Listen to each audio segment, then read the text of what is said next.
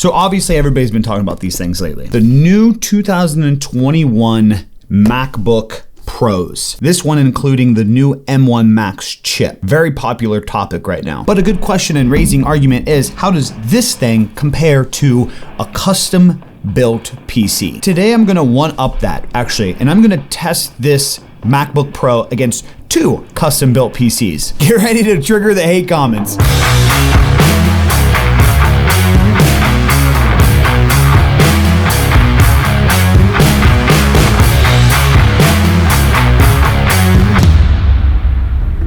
So I've officially experienced the MacBook experience for a week today. So I've gotten a lot of time in with it, and it's amazing. It is a powerhouse, especially in comparison to PCs. We'll have some pros and cons later in the video. But for today, as a creative, I wanted to test actual rendering speeds with the M1 Max MacBook against a couple computers. The first computer being my stream PC, which has an AMD Ryzen 9 3900X on an Asus ROG motherboard with 64 gigabytes of DDR4 RAM. All the Adobe software is installed on a Samsung 970 EVO M.2 chip. And then this computer has a 1660 Super graphics card. Now also with everything in this computer, the stream PC, this is the more lower end PC option. This is a brand new price, so all the parts brand new would be a $2,500 computer build, and then looking online with used prices, it was around $2,100 used. Now obviously with PCs and anything right now, we're going through this thing where like inventory's low, it's hard to get stuff, and inflation, so some things are up. So determining on when you're watching this video, prices may have already fluctuated. And again, that was like my mid-range PC. That's the PC that I stream and edit off of typically. Let's dive into the gaming PC that I'm going to be comparing today. In the gaming PC, we have the Asus ROG Strix 2080 Ti. This thing is a beast. This thing's actually decked out in Asus gear. Thanks to Asus for sending out the gear to make this PC. But we got 32 gigabytes of G-Skill RAM, again a 970 EVO M.2 SSD, and an i7 8086K processor. This PC runs for about $2,700 with like all the used prices, but brand new runs at a whopping $3,700. Now the MacBook I got is the standard 16-inch M1 Max edition, which comes with the 32 gigabytes of RAM and 1 terabyte SSD. Now to be fair, for comparison, I made sure the project file and all the files in itself was on each computer's like main SSD drive, because that is something about the MacBooks as well, as the installed SSD drives are said to work smoother with programs than an external SSD drive. So I wanted to make sure all files and all projects were on each individual computer, so that way it could render the same way. And yes, for anybody curious, I made sure the Adobe Premiere software was the same for each computer. With doing this test, I wanted to just make sure everything was equal playing field, so that way people weren't like, well, yeah, you did it on an external this, but this performs better with that. I made it equal, okay? Just trust me, damn it. The project I'm rendering today is a previous project I did last week in collaboration to raise awareness for Team C's. I wanted to take an opportunity today and use this video to also continue to raise that awareness. I included today's video in a fundraiser, and there's actually a donate button below the video where you can help contribute in the cleanup of millions of pounds of trash around the world's oceans. For every dollar that you donate, 1 pound of trash can be removed from rivers, beaches, and oceans around the world. The goal is 30 million pounds, and we've already removed millions of pounds thanks to you amazing guys and gals. So guys, anything you can do, create content, raising awareness about Team C's, use the hashtag Team C's for example. But one thing you could do right now is hit that donate button right below the video. Even $1, that's a pound of trash. That's insane. That's a lot. That's like a large amount of trash, and you could be the person by a click of a button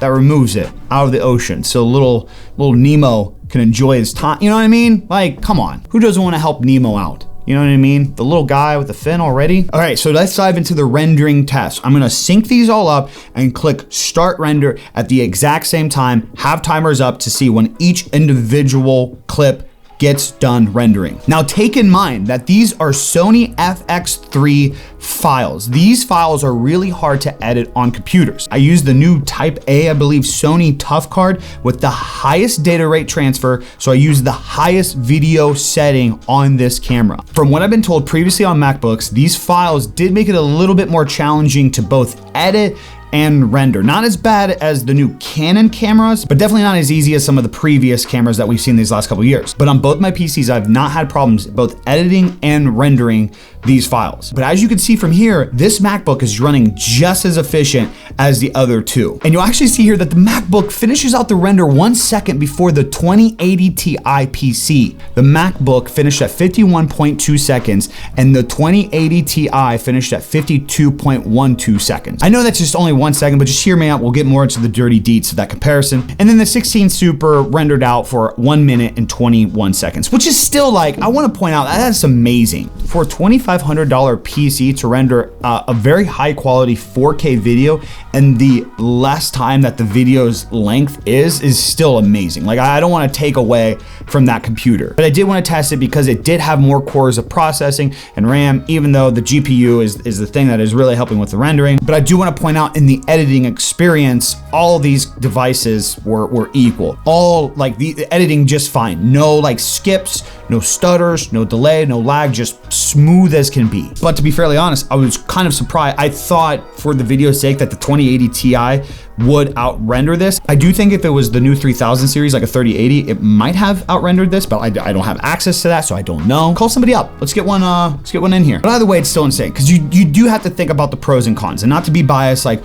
with the PC, you can expand more. You're not confined to like this device. What is in this thing, this MacBook here, is what it is. I can't put more RAM into it. I can't put more SSD drives into it. Like, it is what it is. With the PC, I can easily just open it up and go. On top of that, I'm sure you could game on the MacBook, but that gaming PC with a 2080 Ti is just gonna be unreal for a gaming experience. I have a 4K 144 hertz monitor that I use to play on that PC, and I get full 4K 144 hertz. That is an insanely entertaining gaming experience that I'm gonna get on that PC that I'm not probably gonna get out of that MacBook. And also as another like little PC Pro, even though they're like big and not mobile, there still is the factor that you are more likely to damage this very expensive MacBook because you are moving it around so much. Your chances are higher of like, you're not carrying around your PC going, from one place to another, traveling. So the chances of dropping it or it getting smashed. But if you're somebody that has a MacBook, the reason you probably have a MacBook is because you're a more mobile creator. So you do have that chance of like breaking that thing. I just thought that was a point that maybe I should just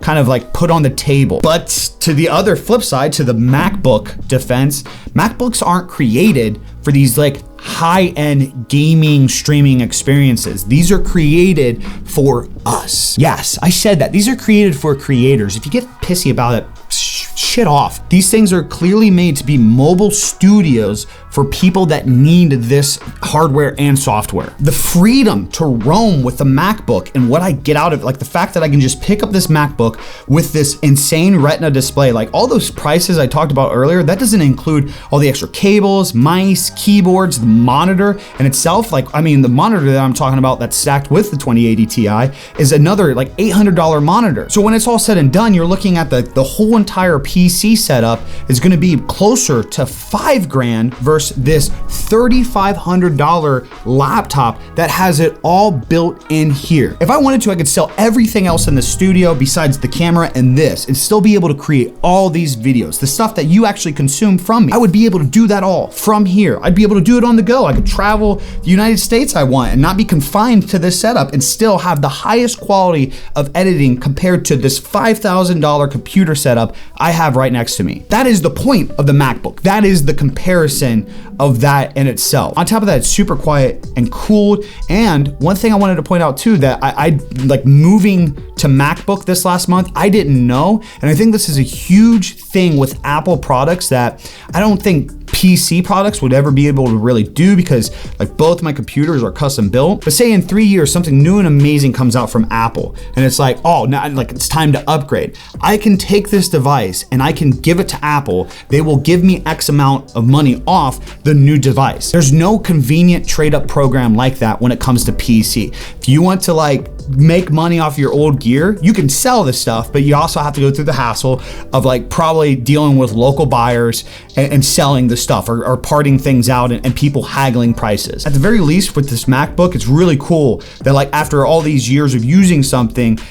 new comes out, they will actually take money. It's just, I can conveniently like, here's my old device, take $1,000 off the new device, and hell yeah, I got $1,000 off this new thing that now it's like the most updated, advanced software and hardware in that time frame. I personally think that's pretty cool. And regardless, both the computers and the MacBooks are just great ways to like organize your brand, to keep up to date with things. Like I run everything for BigE.co through all these devices. BigE.co is my website where you can find everything from me, all my social medias, all my newest uploads, whether it be this type of content or my newest gaming content, my live streams. On top of that too, you can find my merch and packs that you guys can use for your content, whether it's fonts, color correction packs, like what colors that you see here on this video, all on my website, graphic design resources, and so much more. So make sure you guys are heading over to BigE.co today, checking all that stuff out. So in the world of pros and cons, this versus that, it's just really subjective to one's situation and goals from like the outcome of this gear. Like, are you a gamer and wanting to stream and like create a brand around gaming and like computer stuff? Then like, okay, obviously like a computer, a PC is more of the way. Like I would not be a full-time gaming creator with a MacBook. The MacBook might help, but obviously I would want a custom built PC. But on the flip side, if I was flying every week or every month and traveling as a creator, which sometimes I have to do that, I'm gonna want that MacBook more than a PC, because the MacBook on the road, on the go, on the fly, in this part of the office or out in the loft, it can perform just as well as that big giant bulky PC that's sitting there. Again, that PC does different things, but my point is the MacBook is definitely made for creators. I think even the entry-level MacBooks are like a couple grand. And in putting that into perspective of your lifestyle, are you more on the go? Do you need something that's more creative oriented versus like a gaming experience? That's where you're gonna find the answer if the MacBook is right for you. At the end of the day, these are just my thoughts, and I would love to know what you guys and gals think in the comments down below. Are you team MacBook? Are you team PC? Or are you kind of like me where it's like accepting the reality? It's like, I'm team both. I'm team hybrid. I like the idea of having a MacBook that can get all my creative needs done. It doesn't confine my workspace to just one desk in an office. But on the flip side, I like having a gaming computer that I could just kick back, relax, deck out as time goes on with more RGB lights, and have just like an insane gaming experience. If you guys enjoyed today's video or found it helpful in any way, shape, or form, be sure to leave a like, comment, subscribe, and turn on those notifications. Ladies and gentlemen, that's all I got for you guys today. I'm out. Peace. Deuces.